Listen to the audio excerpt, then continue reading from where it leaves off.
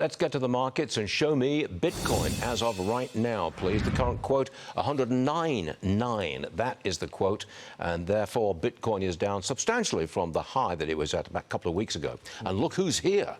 The crypto guy, the guy himself, Brock Pierce, joining me here in New York City. Why has Bitcoin lost so much value recently? Well, I think that last comment answers part of it. The tariff and trade war and things that are going on with China clearly is doing that. We're also seeing in the commodities markets big shifts, right? These things are all connected.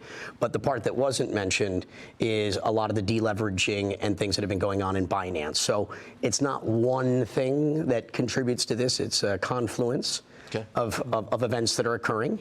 And I think even there's a lot of concern here in the financial capital of the world and what was just talked about there in terms of what's happening in New York City, the capital of financial markets. And I think uncertainty there is also... Wait a minute. You think that the crypto folks are worried about a Mamdani mayoralty of New York City? Well, I think something that undermines the financial capital of the world, the empire, and the capital of not just the financial markets in the United States, but life, liberty, and the pursuit of happiness, and that the New York City elections affect more than just New York City. Sure. This affects the entire country and the world at large.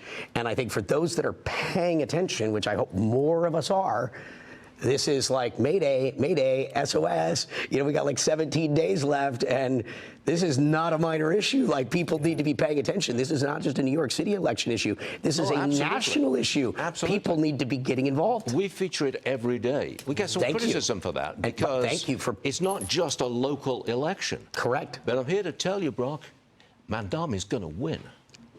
I think that if you're relying on the current data as it's seen, I would agree with, you'd have to be a fool to think otherwise. So how's the data going to change? So I happen to usually have a little bit of foresight. Having started Tether and many of these things, I see over horizons and around corners, meaning I tend to know things that are happening before they've happened. Okay, because often I'm creating those things. What's going to happen that's going to change everything in the election? I'd say stay tuned today. Tonight is the debates. For anybody that cares, the debates are at 7 o'clock Eastern. Watching the debates tonight are going to give you some insight, very similar to when we watched the Biden-Trump debate, and the Harris vice presidential debates with J.D. Vance. Those debates gave you insight into things that are happening. So if you want to see what happens, obviously, let's imagine what happens at the debate today. If Mamdani face plants, that obviously could affect things.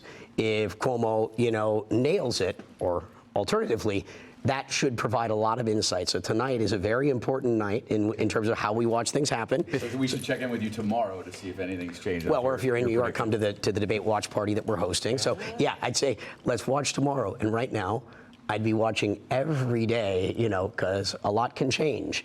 We just got out of Rosh Hashanah, Yom Kippur, and, let's just say divine intervention is always a possibility. And if God could create the world in 6 days and rest, our 17 days left, provides 10 days extra. I'm going to change the subject. I don't know why I'm going to do that. I'm going to change the subject. I've got 45 seconds for you. Gold is the new safe haven, isn't it? Certainly look at the thousands of years of history, right? With all this financial uncertainty, gold is certainly one of them. Certainly with the majority of people, gold, stands out as a historic hedge. Bitcoin clearly for the younger generations, and some of those that are, older, but those are where most people are running to. One of those two things or both, right? And depending upon the allocation and really your comfort level and how much time you've invested into your knowing of these things. You got 10 seconds left. $4,287 per ounce for gold now. Where's it going? Probably up. Okay. almost certainly. You're the guy who gives us numbers. What's the number but of gold? I don't like to predict those things, because no matter what your predictions are, they're almost always wrong. You may undershoot or overshoot.